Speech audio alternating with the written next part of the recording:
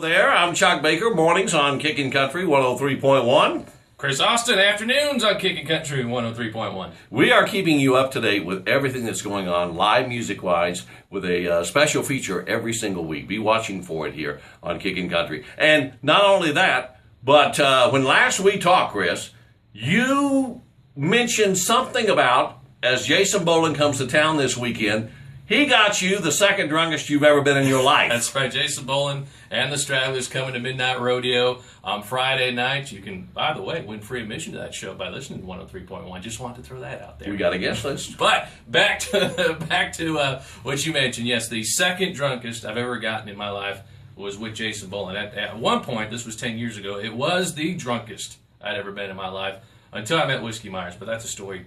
Oh, that's coming out another later time. on. All right. Jason's in the second spot after Whiskey, but this goes back 10 years ago to College Station, Texas. So you mix Jason Boland at College Station, Texas, you're asking for trouble, just like you're probably asking for trouble, mixing San Angelo and Jason Boland like we will Friday night. But about 10 years ago, Jason was doing a show in College Station, and we were hanging out before the show at the Dixie Chicken. You've been to College Station. You worked in College Station. You know about the Dixie Chicken. I had an experience with him, too, at Dixie Chicken. Oh! Go ahead. Okay. Go ahead. I want to hear this. All right. Well, we're just hanging out at the before the show at the Dixie Chicken. Probably the most famous bar. Without a doubt. College Station. Yes. Right across from campus. And we're drinking. We're having some beers. Now, at the Dixie Chicken at the time, they didn't serve liquor. And we're just drinking beer. So Jason, got in the liquor mood. He's like, hey. Uh-oh. I'm enjoying this beer. I enjoy drinking beer. By the way, Jason quit drinking. Right. He doesn't drink anymore. Good for Jason. He doesn't drink anymore. This is back anymore. when he was drinking. He said, I'm enjoying the beer, but we need to get some liquor. Chris doesn't drink anymore either. He doesn't drink any less either. But go ahead. So he's like, where can we get some liquor? It just happened to be right next door to the Dry-Bean. Which you know what the Dry-Bean was right next to the Dixie Chicken. It was a shot bar. Yes. So I said, Jason, there's a shot bar right next door. We can go drink there and have some liquor. And he said, all right, let's go.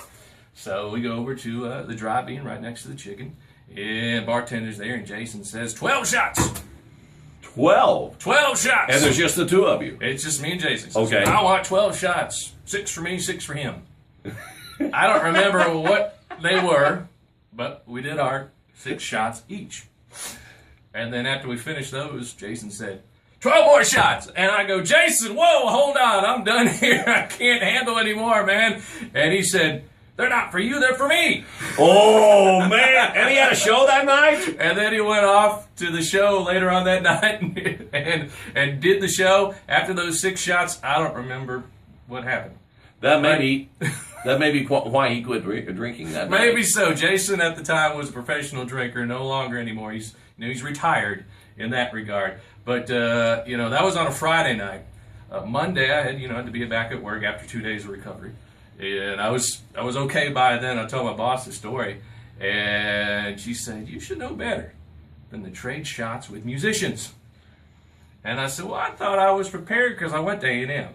But apparently I wasn't when I ran into Jason Boland. Doesn't matter. You learned to open a beer bottle with a quarter all through your college days. But that night, pretty interesting stuff. Yeah.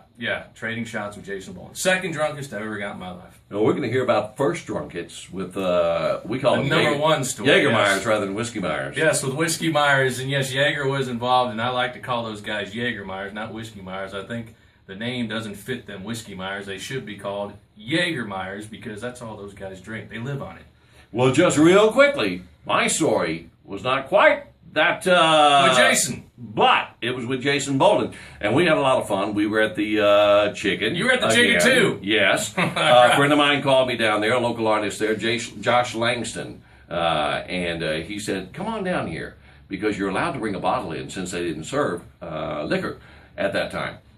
So they had a bottle of cheap bourbon whiskey. And Pearl Snap shirts. Yes. I wasn't wearing a Pearl Snap at the time, but I think maybe Jason was. But anyway, I went down there and we started to consume a bit of that alcohol. Absolutely. Which Jason was known to do back in the day. Absolutely. So we had a lot of fun. I've got a story from there, too, there. So that's kind of it in a nutshell. We got to Feeling No Pain. He had a show that night, too, oddly enough. Yeah, that's what Jason does. He, back in the day, that's how he would pregame it up. Little shows. stories like this along the way. Little stories. Of course, we always want to know your stories out there, too. If you've got one, you let us know about it. Yeah, you can go to our Facebook page, our website, 103kkcn.com, and make sure you check out our YouTube channel like you're doing right now.